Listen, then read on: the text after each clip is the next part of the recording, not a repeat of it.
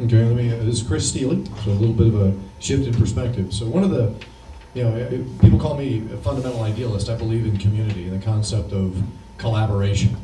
So, is that we sit here and we see this is a race, So it's pretty much, there's going to be one winner. So how could we kind of bridge that gap around, us versus them, me versus you, I'm going to win, you're going to lose, versus more of a collaborative dynamic of creating a solution that's good for everybody.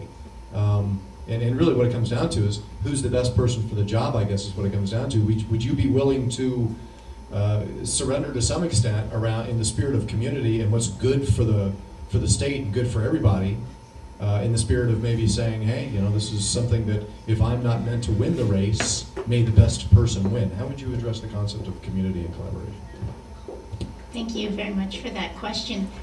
The first thing I need to do, of course, is address the unclaimed property audit. My predecessor had no audit program. That is correct, and the unclaimed property audit identified that. We now have a robust audit program. The reason there were no audits done by my predecessor, which was part of the time period of the audit, was because he didn't have an audit program. So I'm proud to say that we do have an audit program right now. Going to your question, I think one of the very, very important roles that the treasurer plays is as a neutral person in front of the legislature when they are discussing tax policy.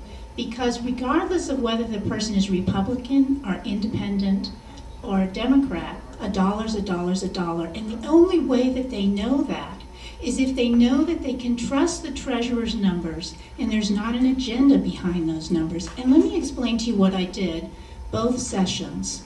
For both sessions, there were time periods when the Republicans and the Democrats in the legislature and the governor's office each separately had different ideas about how to handle the budget crisis, which they didn't want the other side to know until they had worked out the details. But they needed help on the numbers.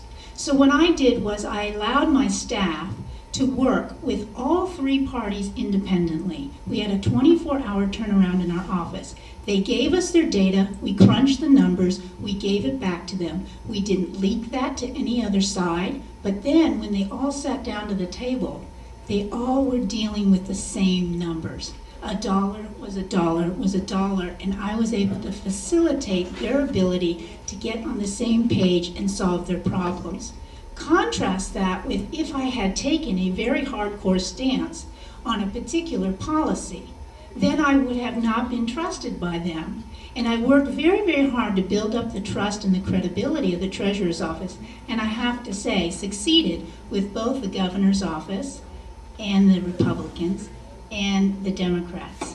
I also should mention about the $250 million Medicaid issue. That's actually an issue between the controller and the governor. It's important to understand the difference between the Treasurer's Office and the Controller's Office. The Controller's Office handles the collection of bad debts. The Treasurer's Office does not. So the issue of whether you would collect on Medicaid, the $250 on Medicaid, would actually be an issue between the Controller and the Governor's Office, and the Treasurer's Office does not have jurisdiction. You need to kind of know the different job functions of those offices.